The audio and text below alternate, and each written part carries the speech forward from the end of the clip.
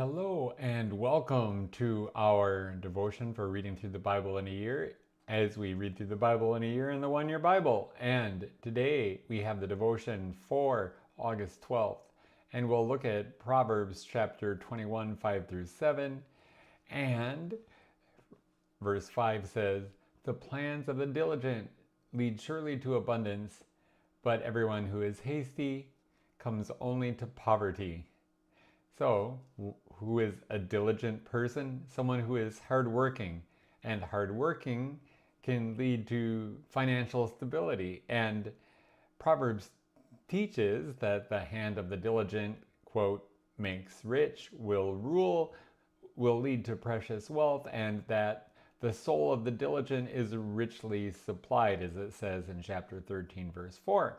I would mention here that there are at least two key components.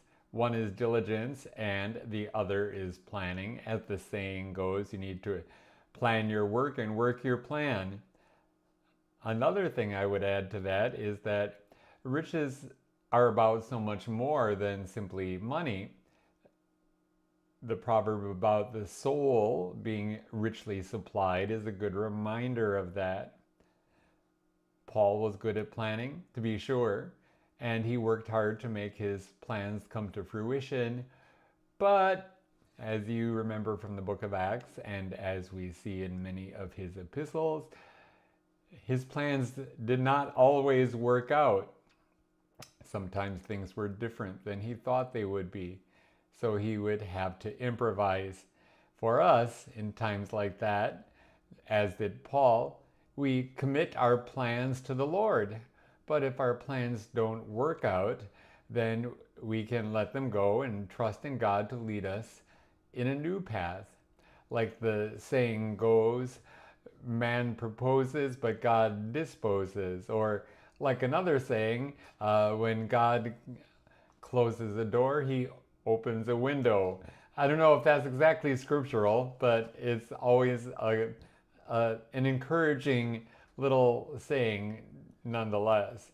So, as we think about that, the flip side of diligent planning leading to abundance is that those who are in a hurry to amass riches often get the opposite result because of sinful and foolish shortcuts that they take.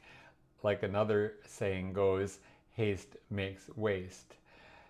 In other words, sometimes it's good to pay attention to details and make sure you do things right.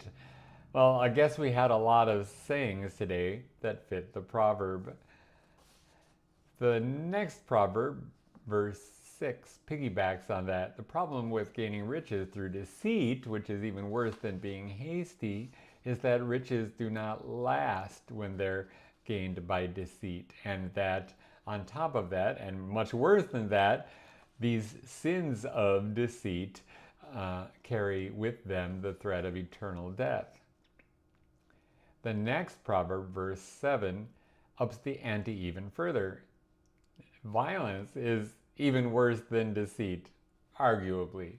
It reveals that wicked people become victims of their own violence. The violence that they commit only begets more violence directed at them, either by rivals or by the authorities, who are seeking to stop crime.